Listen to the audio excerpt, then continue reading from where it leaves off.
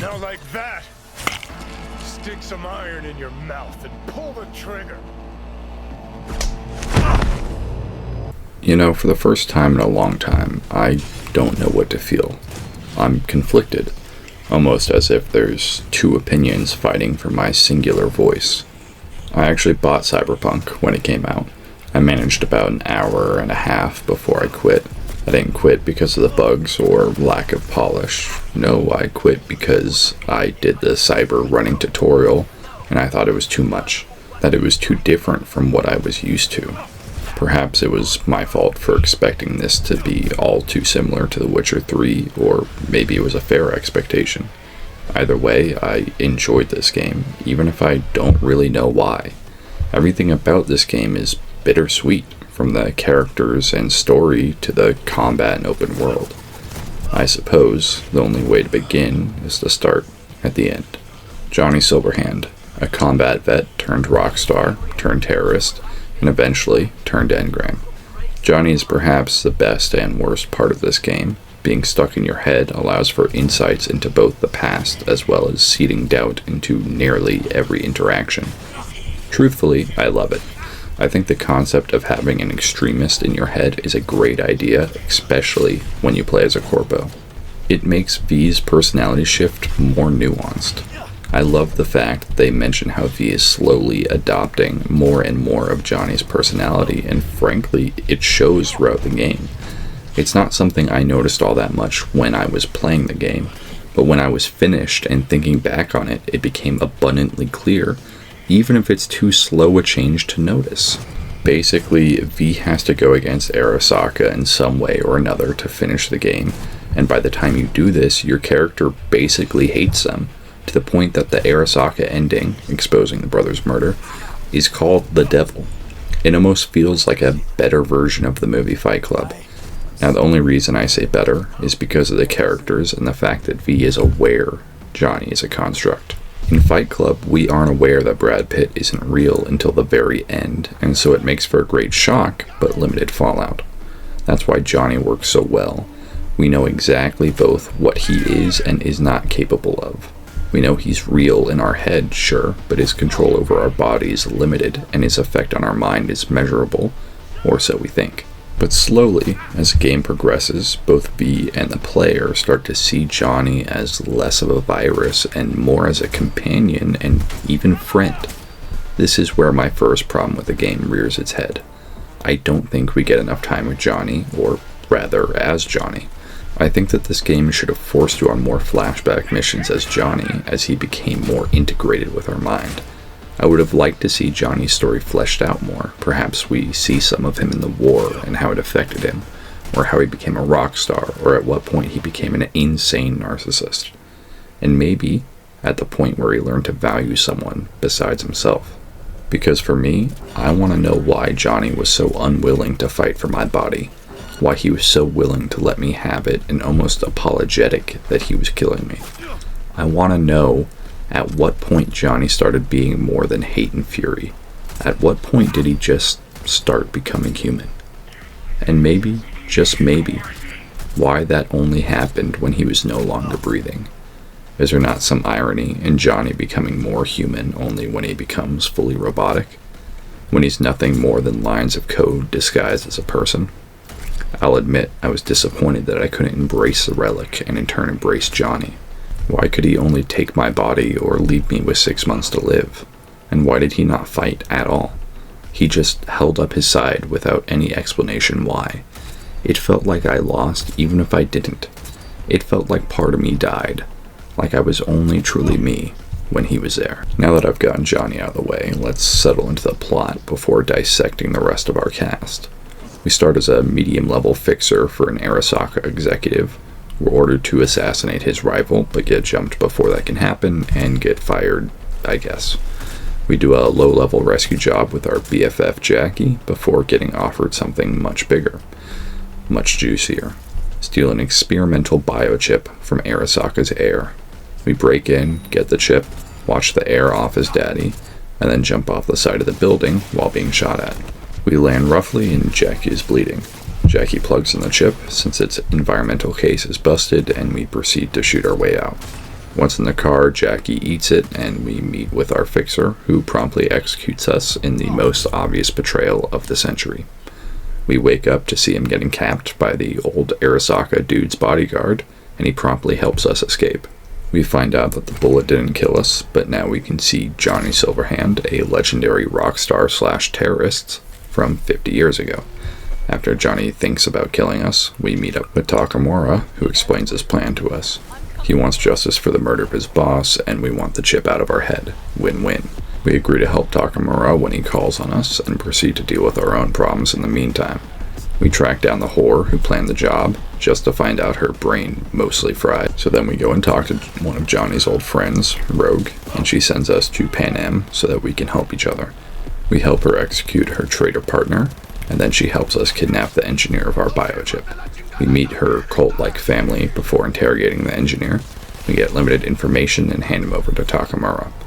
We plan to get Takamura in front of his boss's daughter to tell her the truth, and to do this we must infiltrate the parade and kill some minor enemies. We encounter Takamura's friend and the daughter's bodyguard. We defeat him, and I reflexively blow his unconscious head off before Takamura can even beg for his life. Takamura kidnaps the daughter and tells us to meet him. We get there just long enough for Arasaka to ambush us. We get separated from Takamura, and despite Johnny urging me to leave him, I go back for him. We both escape, and we get to a shitty motel. A proxy comes and speaks to us for the daughter. She agreed to help, and will contact us later with details. This is where I got kind of lost and did all of Pan Am's side quest, which is basically a whole bunch of talking, killing a few people, and listening to her bitch about Saul. This is how you unlock her romance, which, to be honest, is the only romance option that seemed to pop up for me. Anyways, after doing stuff for her and dream fucking in a tank, I went to help some detective dude. Turns out his partner was dirty, no shock there. And then I helped him find his nephew, who was abducted by a kinky murderer. I actually liked how disgusting this mission was. It was very creepy, despite there being almost zero conflict. Anyways, I then got back on track and went to some areas of the city that is ruled by only immigrants. I got betrayed by every person I met there, much to Johnny's annoyance, and had a hot, steamy sex flashback of Johnny before charging Arasaka Tower to rescue her. We found her physically dead and then met her in the net. We wake up from our trippy dream and kill the other immigrants. We almost die, have a nice chat with Johnny, meet with a daughter, almost die again, and get told we're about to eat it. So we get the final choice. Kill ourselves, help the daughter, or charge Arasaka with Pan Am and her crew. After a nice talk with Johnny, we take the pills to buy some time and make a plan to charge Arasaka with Pan Am. I'll skip all the boring shit, but basically everyone but Pan Am and her BFF dies. We avenge Johnny and get plugged into the net. We get to talk to both Johnny and his ex before deciding V's fate. The choices I got were twofold. Either let Johnny take my body and cross into the net myself, or keep my body, letting Johnny go on, but this option would end in V's death within a year. Johnny tells me to stick with the plan and kick him out, so I do. We wake up and get a 15-minute epilogue showing us leaving Night City with Pan Am before the credits roll. Now, generally, I actually like the story. It's shorter than I expected, but it's tight. There's almost no mission that feels like filler, and I would rather be left wanting more than struggling to finish it. My favorite part of the story is anytime it focuses on V and Johnny's relationship, and honestly, I think it should have done that more. Somehow, I found myself not satisfied by the interactions between them. I felt like there was so much story and emotion left on the table that should have been explored more fully. My biggest issue with the story is the initial heist on Arasaka Tower. Why didn't they perhaps just wait in their hiding place until everything blew over? And who would the heir have blamed if we didn't happen to be there? It really felt like an overconvenience that we were there when it all went down. My only other real gripe is more personal. I feel as though the game wouldn't let me do everything, wouldn't let me have my happy ending, and that's not something I necessarily blame the game for. I was sad that I couldn't kill the brother, not for me, mind you, but for Takamura. I was sad that I had to be separated from Johnny. Now, this game, strangely enough, doesn't really have an antagonist.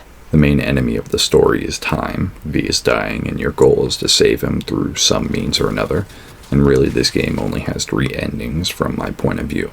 Either you love Panem and thus choose to remain in your body for a while longer, you don't love Panem and want to be the legend you've always dreamt of being and let Johnny take over your body, or you give Johnny the finger for being the reason you're dying and help the daughter bring down her brother. I'm aware there are other endings, but these feel like the most in character. The only other antagonist I can think of is either Johnny, if you're constantly being a dick to him, or Atom Smasher, who is really only shown like twice before you kill him. He's in Johnny's flashback and kills him there, and he's present when you steal the chip, but you don't interact with him. In general, it felt like I killed him only because he was in the way rather than because I wanted to. So, there are only really 3 characters in this game, with a bunch of side characters that are only vaguely around. I've already covered Johnny, so that leaves us with V and Panem. Let's start with V. Despite being the player character, V is very much his own person, regardless of our decisions, and this is because of one very important fact. The voice actor for V is doing such an amazing job that I almost thought I was watching an anime for a second. Defend yourself. You're not even trying. I mean, he did such an amazing job that even though I was choosing what he did and said, he felt unique. Almost like I was an engram in his head, influencing his actions but not dictating them. Out of every character in Cyberpunk, V is the best by far. He always feels like he's hitting the right emotions and really feeling what's happening to him. He can be sweet when he wants to and cruel when he needs to be. But most of all, when he was scared, I felt it. I could taste the desperation he was feeling, that cold, gnawing lust to survive. It was actually a nice change from all the characters in other games that have an overblown martyr complex. It was nice to play someone who actually wanted to live, who valued their life over some greater cause or the collective good of mankind. This is a story about a man who wants greatness but finds nothing but death. The entire story is about accepting that nothing is given freely, that everything has a cost.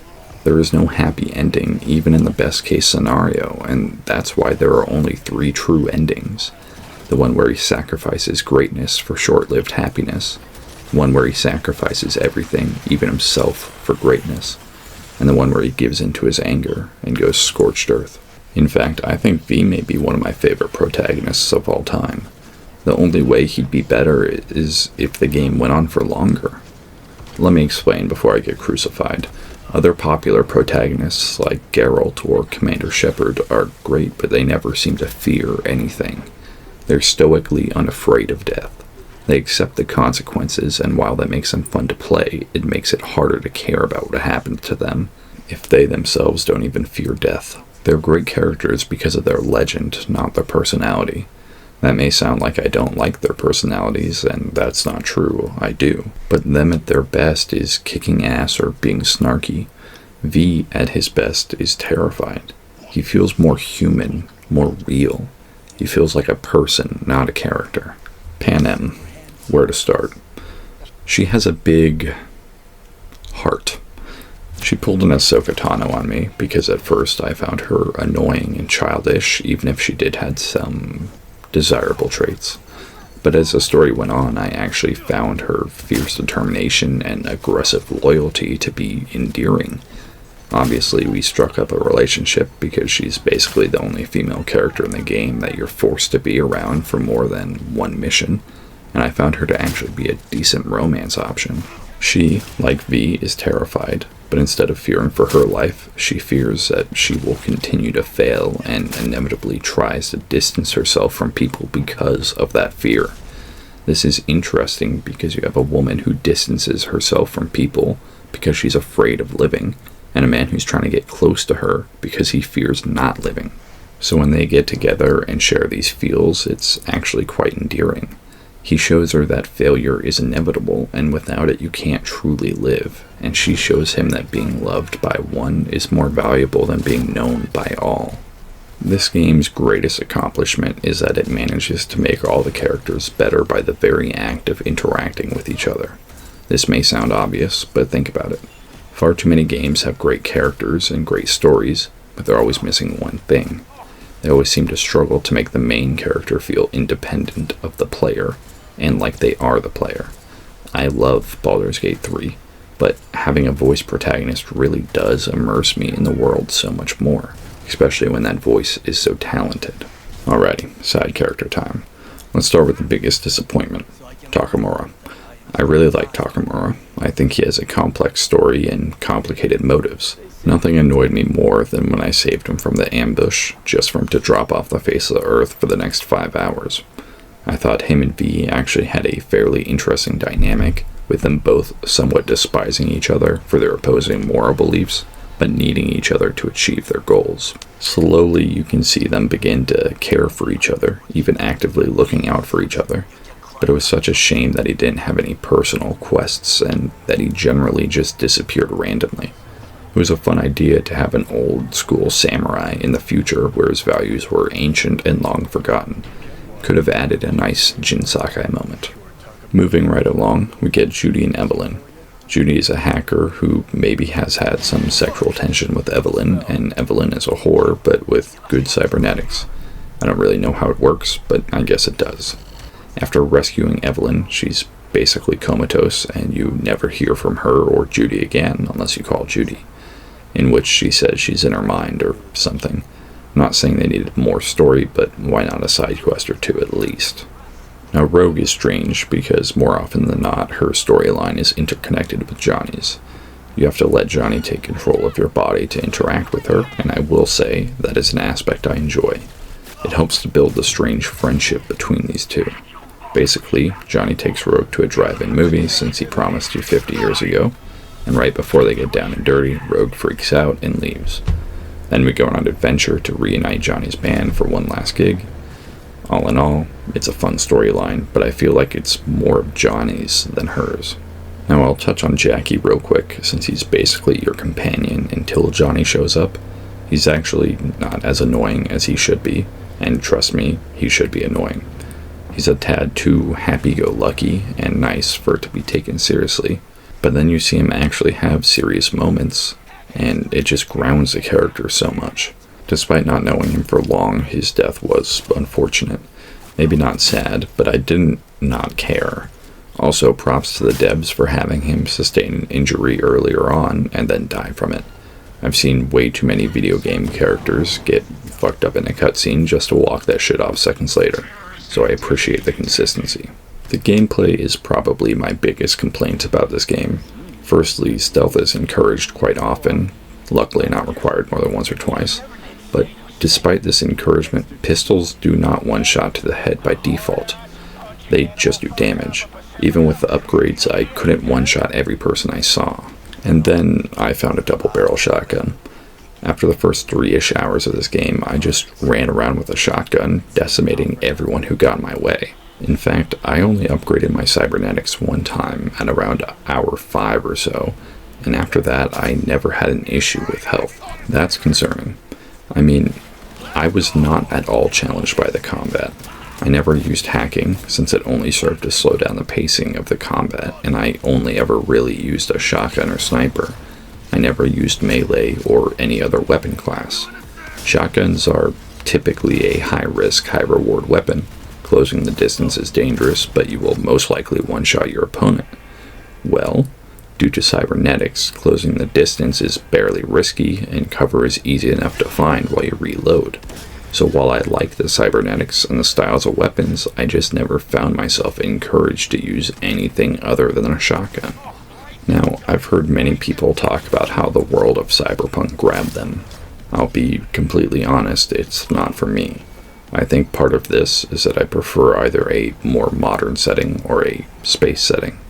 So in this game's defense, I am not its target audience in terms of theme. That being said, the world was pretty enough and looked semi-futuristic.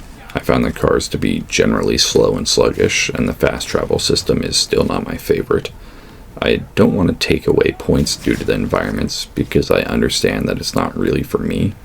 To me, it's just a more vibrant GTA. That's not a slight, mind you, that's just how I visualize it. So outside of the pitiful police department and the horribly handling cars, I think the environments are as good as they were in Witcher 3, if not better, even if they're not to my taste.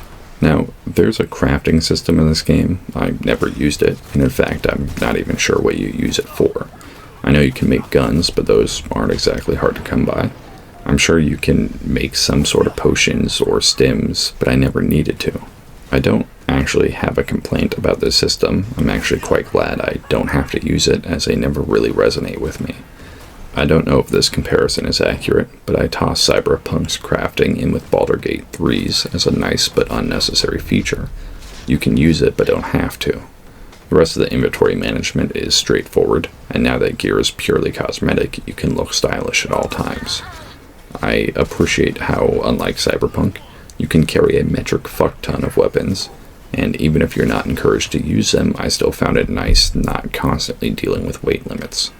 Also, thank God there's no weapon maintenance. That was my least favorite part of The Witcher 3. That being said, I don't mind the feature as long as I can turn it off. In conclusion, I found Cyberpunk to be a pleasant story that never strayed from the plot. I never felt like I was wasting time or fetching useless shit to pad out the runtime. I enjoyed V more than a lot of other playable protagonists, and I found his conversations with Johnny to be the highlight of the game. And yet, you don't seem to hate my living guts.